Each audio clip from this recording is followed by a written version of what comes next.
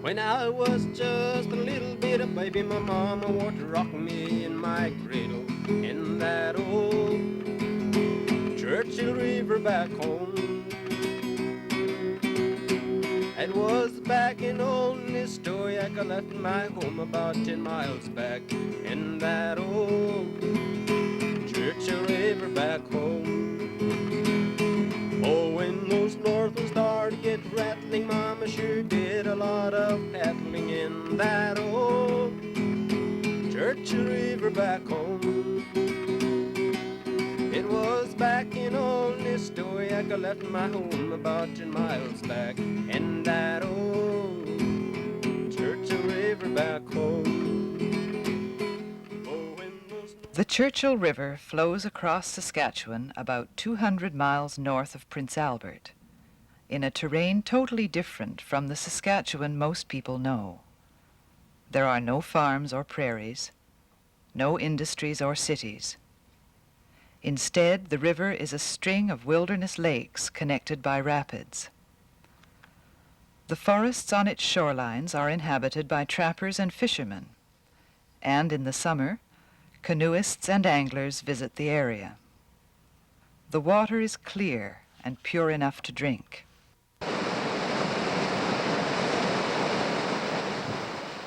That may all change, because the Saskatchewan Power Corporation has its eyes on the river. Sask Power is considering building a 110-foot-high hydroelectric dam at Whittigo Lake. It would back the water up 50 miles on the Churchill River and 50 miles on the Reindeer River, making one huge reservoir. It would supply to the southern Saskatchewan grid 260 megawatts of power, roughly as much as the Queen Elizabeth plant in Saskatoon or the Squaw Rapids Dam close to Nipawin. Instead of going right ahead and building the dam, the provincial government set up a $2.5 million study to look into the effects of such a dam on the river and its surroundings. The study was completed at the end of March in 1975, and public hearings are to be held before a final decision is made. There are alternatives to the dam. Power could be generated by developing more coal-fired plants in the southern part of the province. For the people of Saskatchewan, the choice will be between conserving a unique wilderness river or getting the cheapest available form of power. The people who live in the Churchill River Basin are unanimously opposed to the dam, but they realize that they can be outvoted by the rest of the province, even though they have lived on the land for centuries. Albert Ratt speaks as chief of the Peter Ballantine Band, which has members all over the Churchill Basin. I'm the chief here, and I got about putting it 2,000 people behind my back. Now I have to support these people the way he wants me to try to support him, see. I got a hell of a lots of headache, So I have to try to do what the people wants me to do, see. You don't want the dam, well, I don't want the dam myself.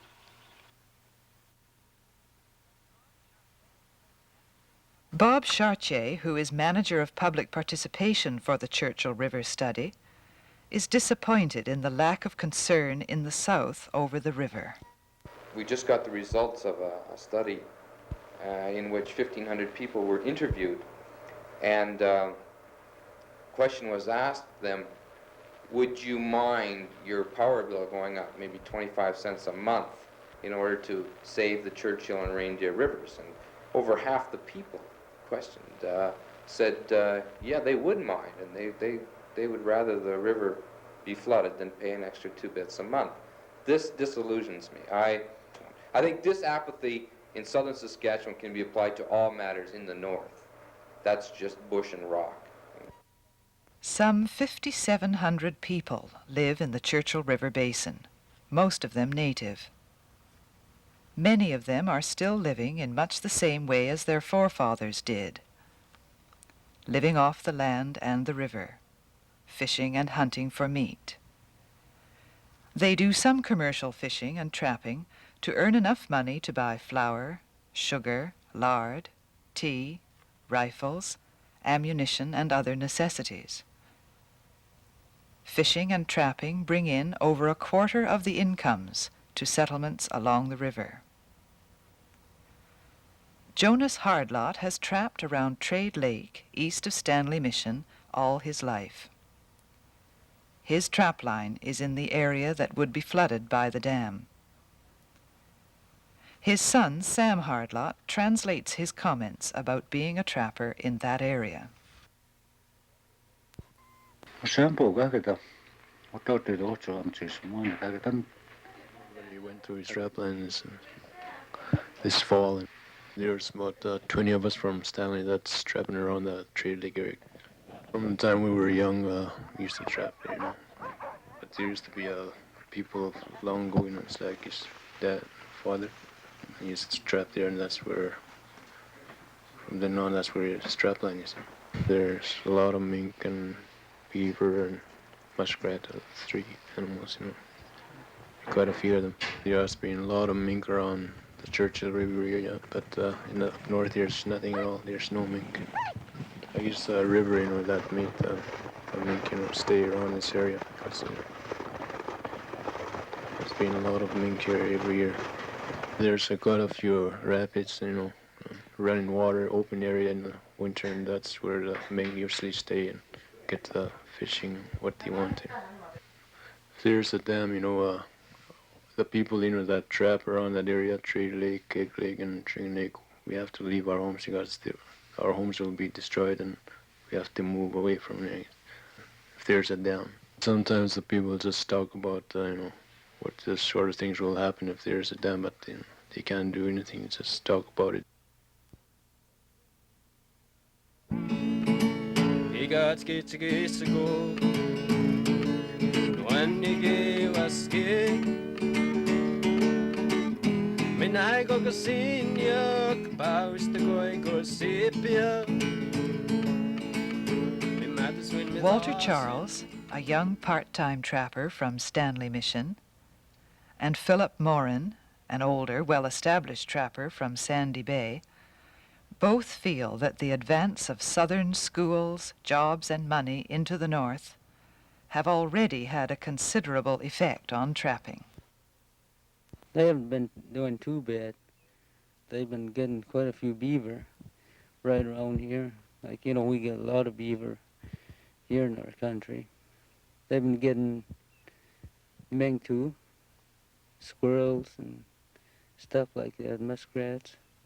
Like last month, they were real good prices. Everybody was satisfied for what they were getting. Pretty close to Christmas, everything went down. The first, I mean. And the price of the groceries you buy in a store, you know, they're high, and they're not too happy about that. But we're hoping the price on these furs go up again towards spring. This winter, like, it's warm, the animals are out, and you can pretty well live on it, like, but you're not making any money at all. But these other winters, no furs come out, like, you know, they stay in one place. Well, you got to go to welfare, I guess, sometimes. If the price is good, you would make good living. It doesn't take me very many fur, you know. That is if you trap. But if you just go and set a trap there, get one mink and come back again, you won't make it. You can't make a living that way. Just in places, you know, where it's good, right time to trap.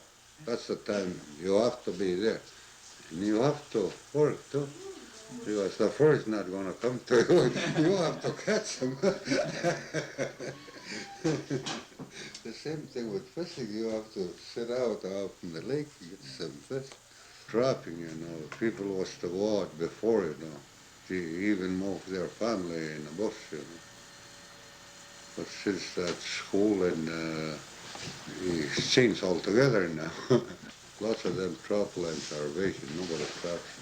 I guess you go see Canada Manpower, you know, and they probably have a job for you, or a DNS. You can get a carpentry training, guiding school, prospecting school, things like that. And then the summertime, you got a good job coming. Young people, they pretty well stick to these jobs that are given them, you know. But these older people, they'd rather trap, I think, rather than go to work someplace else.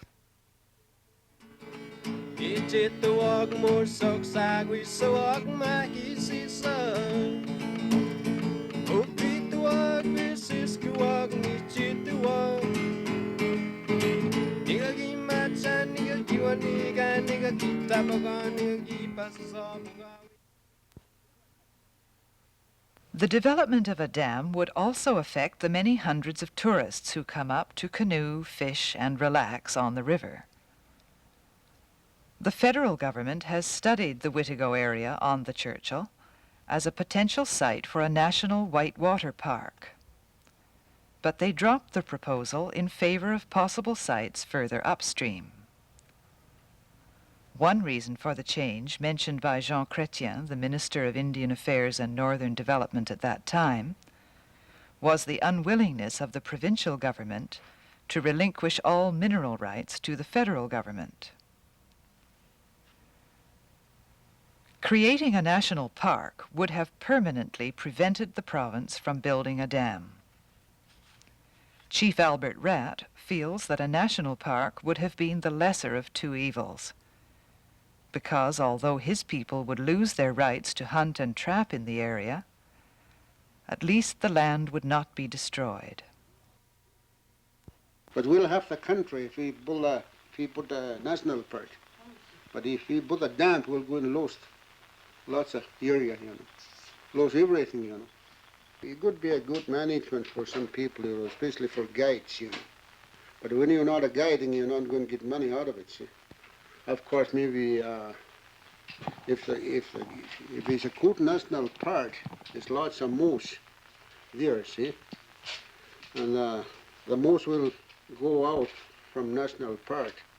Maybe some people around the area can kill that moose too, you know. Not only moose, but the other game too, you know.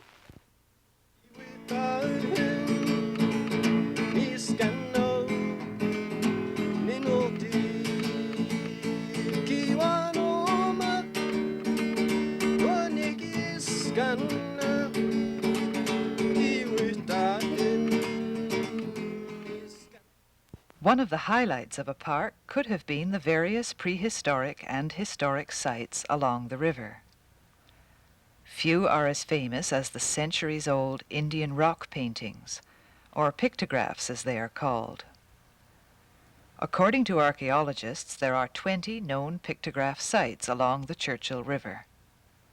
17 of them are in Saskatchewan, and 3 in Manitoba.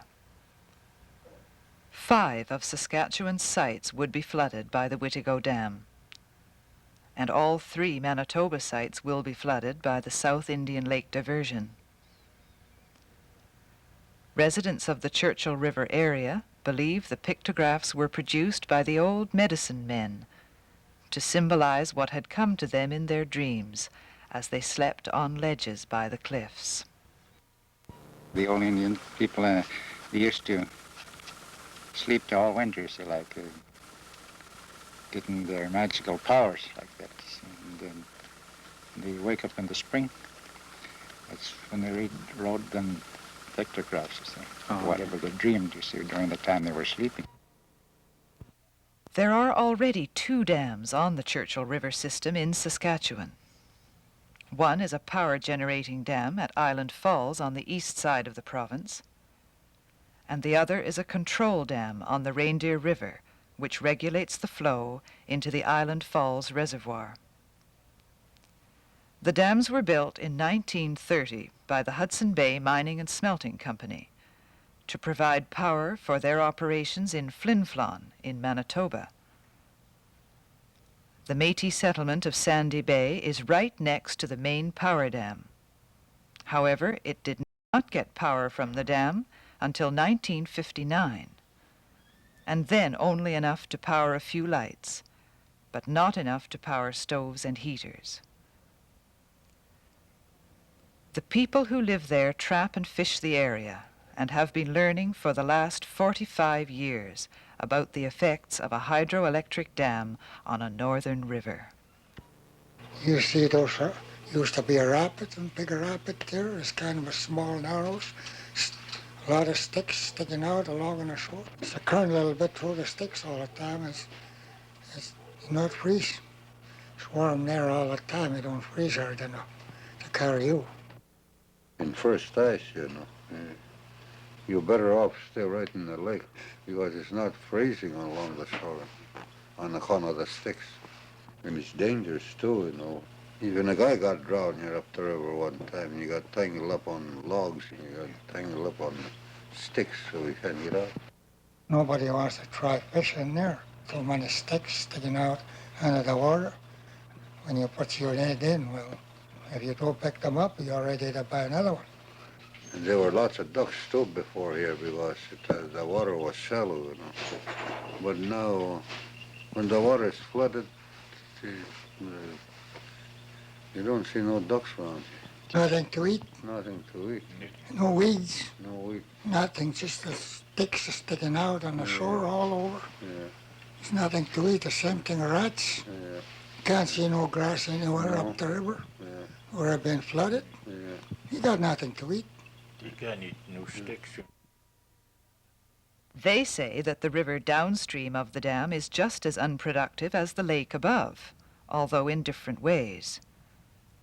For instance, opening the floodgates in the winter to control the dam's reservoir level can cause the water to flood over the ice, trapping and drowning the beaver and muskrats in their lodges.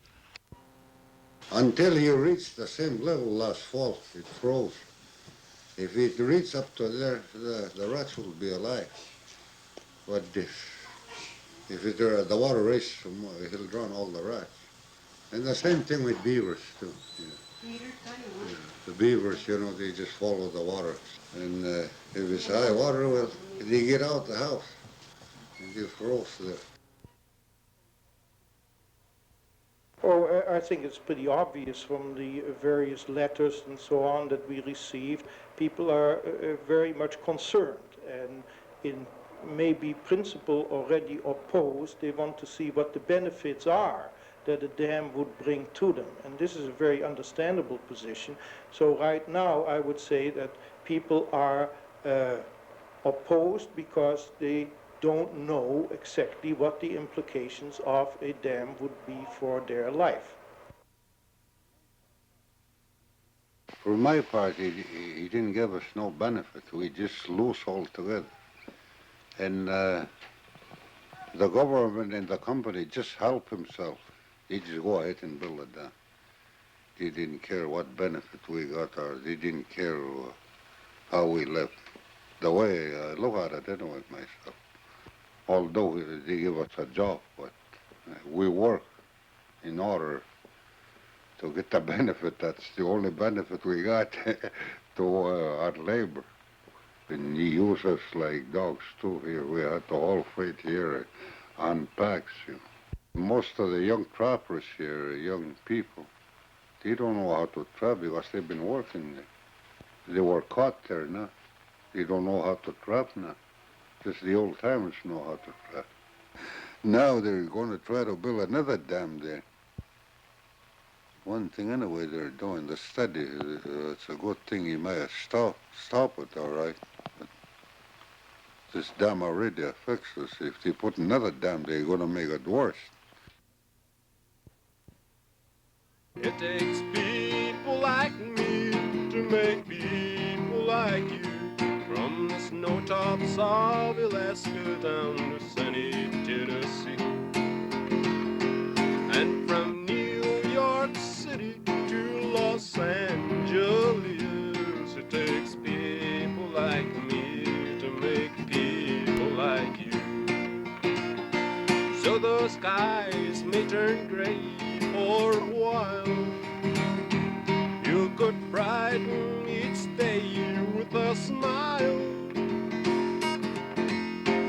and